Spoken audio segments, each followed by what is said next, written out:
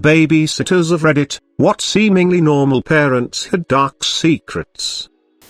Somewhat wholesome story. I used to babysit for the kids down the street when I was in high school. One night I went into the parents' bedroom to get something, I think a puzzle, and there was a book on the nightstand called How to Comfort Your Kids When You're Thinking of Divorce or something like that. The next time I was over, there was a book downstairs, on the mom's desk, that was the couple's therapist's guide to saving a failing relationship. It made me sad because the parents seemed really happy together whenever I saw them. I felt bad that they must have been going through a hard time behind the scenes. My parents had a pretty unhappy marriage, so I tried to be extra nice to the kids. I hope they hadn't had to listen to their parents fighting. Anyway, this went on for a few months with no further indications of trouble. I felt like I knew this awful secret that the kids didn't know. One night I came over to babysit. The mom was in grad school and she had a class, and the same books were sitting on the counter. As the mom was leaving, she was like, "Oh, I can't forget the textbooks," and grabbed them off the counter. I actually didn't know what she was studying, so I asked what class she had. Turns out she was studying to be a couples and family therapist. The books I saw were her school books. In retrospect, that made complete sense because the titles were kind of academic, but I immediately assumed they were divorcing. About a decade later, they are still married and the wife is a very successful couples and family therapist. Go figure. My daddy hits my mommy sometimes. For that one, I was still in high school. I told my mom what she said and my mom went to the police station to report it. I like it when you're here, not the other lady. She's mean and she makes me sit in the closet. This little girl was referring to her dad's girlfriend. I told the dad about it and never saw the girlfriend around again. And for some comic relief, my older brother and I play swords in the bathroom. Daddy taught us how? Asked him to show me with his action figures what he meant, expecting the worst, and he says look, and goes in his dad's closet and pulls out these giant foam swords. Phew. Thankfully not all in the same house. I was babysitting for a local family who owned car dealerships. I answered the phone hello as one does, and it was the father who didn't know his wife had hired a babysitter so she could go to an appointment. He started in with the stupidest sexy voice until he realized it wasn't wife. He hung up. Later he was caught cheating. Not gonna lie, his loyalty had us in the first half. He sounded faithful at first, then he had to go and ruin that. I never really babysat for anyone besides family, but I did dog sit for a woman and her husband for a while. She gave me a tour of the house the first time I went over there, and there was a room in the back of the house that was filled with dildos and other sex toys. She sold them as a side hustle and wanted me to know they were there in case I was uncomfortable. They paid me well and left a great review on the site I was using. I wish they never moved, lol. I loved their dogs. That's nice that they had the forethought to show you the weird stuff they have so that you wouldn't feel uncomfortable if you found it by yourself.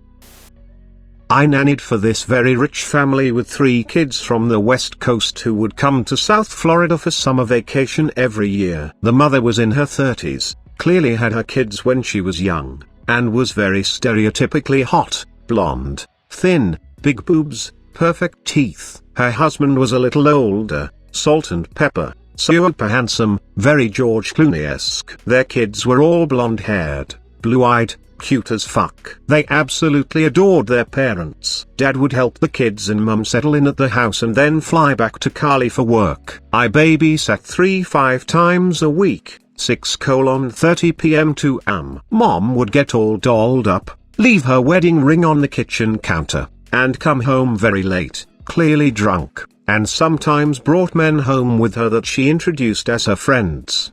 She would often overpay me, which I never complained about, but I worried for the kids.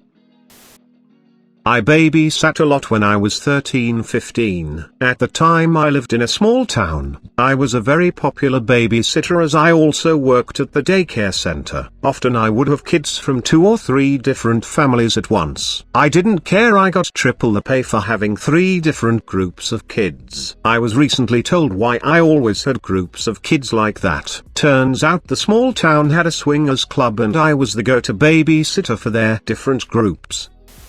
One family I still don't know what was up with them. It's like they were squatting in a model home or something. It was a fully furnished house that looked to be straight out of Better Homes and Gardens magazine, but there was nothing in the drawers, fridge or cabinets. No toiletries in the bathroom except for toilet paper, no food or silverware in the kitchen, no clothes in the closets or in the kids' drawers and no toys. The lady just told me to order food for the kids and they watched TV. It was weird. It could have been a second home or ... Well, not very good parents.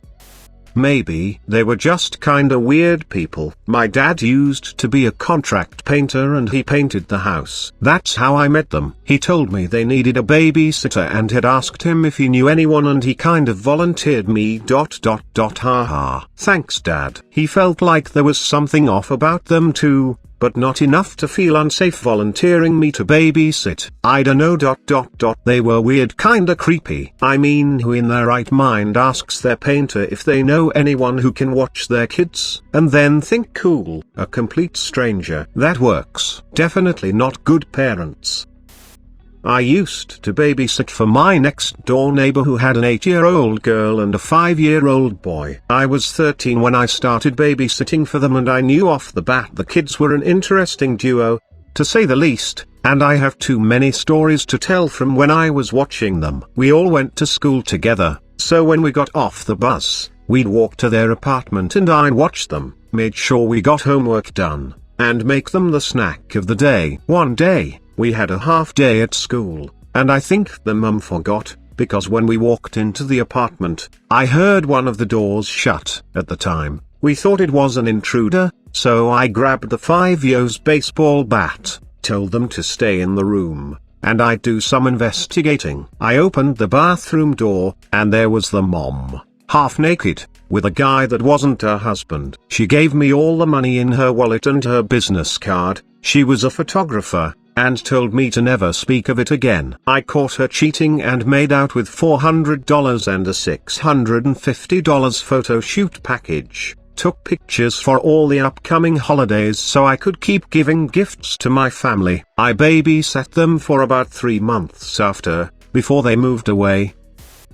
Snack of the day sounds fun. It was. I had a theme jar that would dictate snacks, TV, games we played, etc. It had themes like castle, outer space, animals, superheroes, and the like. I just can't think of them all. We'd get home, do homework, pick a theme, and the after-school snack was a sandwich and sides. But I added my own twist by plating everything to go with the theme, like a panda sandwich, Uncrustable with Oreos, bamboo sticks, celery sticks, and ladybugs and beetles. Raspberries and blueberries, would be for the animal theme day. I can't wait to do this again when I have my own kids. I was babysitting once and the kids were wrestling in the living room. All of a sudden the smell of dank filled the room. I hear the kids stop and say, "What is that?" One of them had knocked over a big tin can on a shelf and the parents' sweet stash spilled everywhere. I sent the kids away and cleaned it all up for them and put it back. I babysat for the local policeman when I was teenager. He always came home very drunk and in a weird mood, and one time brought out a homemade Ouija board and persuaded me to take part with his buddies. Always paid me really well. Local policeman. Are there any more, or is it a very small town? If it's a very small town with only one policeman, who uses homemade Ouija boards, that seems like the perfect setup to a horror movie. A family member of mine was a babysitter in the 70s. A couple who lived nearby asked her to babysit their baby a few times. I didn't get the sense that she knew them well. Every time she'd go they said the baby was sleeping and not to disturb the baby by checking on it. The baby never cried. The parents would come home and relieve her. She never saw or heard a baby. At the time I don't think my family member thought much of it, but has told me this story several times because it keeps nagging at her. How could a baby be asleep for the entire time she was there? Every time. No noises, nothing. Today, she thinks there must not have been a baby but has no idea why they'd hire her. This reminds me of a weird babysitting job that I had once also in the 70s. I got a call from a woman who said that she got my number from a friend. She couldn't remember who, though. She sent a taxi to pick me up and I still remember feeling kind of freaked out, like this was very sketchy. The taxi pulled up at a very old apartment building. For some reason it totally reminded me of the building from Rosemary's Baby. There were 2 women there. The place was just one giant room with a kitchen and bathroom off of it. The lights were dim and the room seemed to be full of beds. But all of the beds were on angles, or pushed together, and there were tons of bedding and clothes all over the place. Whoever I spoke to on the phone told me that there was one 7-year-old boy. But I could clearly see that there were at least 5 kids aged about a year up to maybe 5. No boy who looked to anything close to 7. And all of the kids had longish hair and looked really neglected. The women didn't say much, except that they'd be back around 11 o'clock.